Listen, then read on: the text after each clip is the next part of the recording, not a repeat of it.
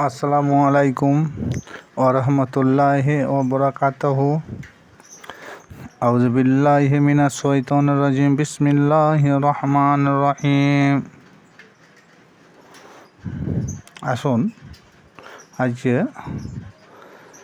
লাইভে আপনাদের সম্মুখে কোন কাজে পাপ হয়, কোন কর্ম করলে পাপ সৃষ্টি হয় সেই সম্বন্ধে একটু আলোচনা করা যাক। আমাদের মধ্যে যদি কোনো ব্যক্তি নামাজ না পড়ে, লম্বা দাড়ি না রাখে, জুব্বা টুপি না ব্যবহার করে, তখন বর্তমানে কিছু কিতাবি লোক, আমি তাদেরকে আলেমও বলছি না, ওই ব্যক্তিকে পাপিষ্ট বলে আখ্যায়িত করে। কাদেরকে বলে জানেন?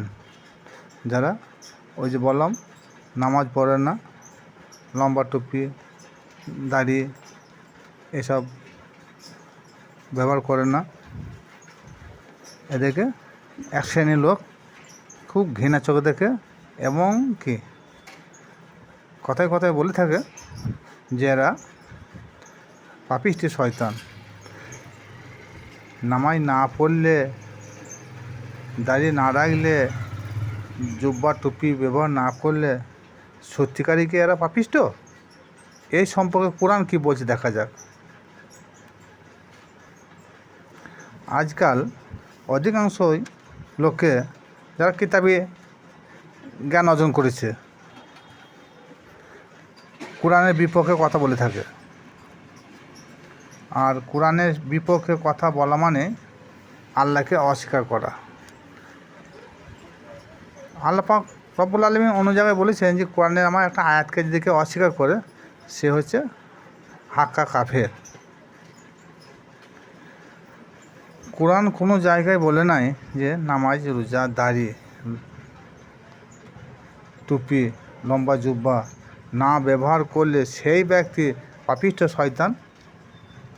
না, এরকম কথা কোরআন কোনো জায়গায় বলে নাই।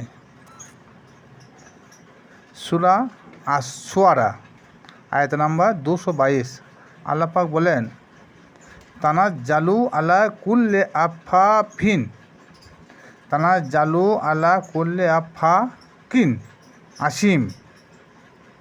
অর্থাৎ শয়তান তো তারাই যারা মহা মিথ্যাবাদী, শয়তান তাদের কাছে অবতীর্ণ হয়। মিথ্যা বলে না এরকম লোক আমাদের সমাজে খুবই কম আছে। আমাদের মধ্যে এমন কিছু লোক আছে তারা নামাজ পড়ে, দাড়িও রাখে, টুপিও ব্যবহার করে,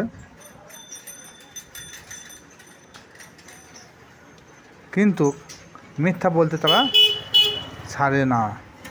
এছাড়া এমন কিছু বক্তা আছে তারা ওয়াজ করতে গিয়ে অনেক মিথ্যা কথা বলে থাকে, তখন তারা শয়তান হয় না। ওয়াজ মাহফিলে বড় বড় জলসাতে গিয়ে যেসব কথা কোরআনের বিপক্ষে চলে যায়, কোরআনের বাইরে যেসব কথা আলোচনা করে, তাদের কি বলবেন আপনারা বলুন? তাদের কি শয়তান বলবেন না? কোরআন তো বলছে কোরআনের বিপক্ষে যে কথা বলে সে হচ্ছে পাক্কা শয়তান। নামাজ না পড়লে, টুপি মাথায় না দিলে সেই ব্যক্তি তখন শয়তান হয়ে যায়। এটা এই কিতাবি জ্ঞান যারা অর্জন করেছে এদেরই কথা। এছাড়া হাদিস শরীফে উল্লেখ আছে, জঙ্গলে যদি আগুন লাগে তখন সেই জঙ্গলের মধ্যে কোনো অস্তিত্ব থাকে? জঙ্গলে যদি আগুন ধরানো হয় তা সে জঙ্গলে গাছপালা তো দূরে থাক, কীট পতঙ্গ পশু পক্ষী যা থাকে সবই পুড়িয়ে ভস্মীভূত হয়ে যায়। তদ্রূপ আল্লাহ নবী বলেন, মিথ্যা তোমাদের ঈমান ও আমলকে সবই ধ্বংস করে দেয়। সুতরাং আখিরাতে সম্বল বলে আর তার কাছে কিছুই থাকবে না। একান্ত আমাদের কর্তব্য যে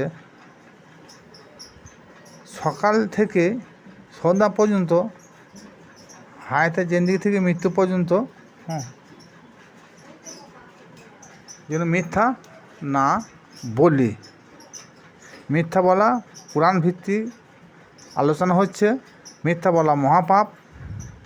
কিন্তু নামাজ বা সালাত আদায় না করলে মহাপাপিষ্ঠ শয়তান আল্লাহ কোন জায়গায় বলেন নাই। ওপরে আয়াত থেকে বোঝা গেল যারা মিথ্যা কথা বলে তারাই হচ্ছে 1 নম্বর পাপিষ্ঠ শয়তান।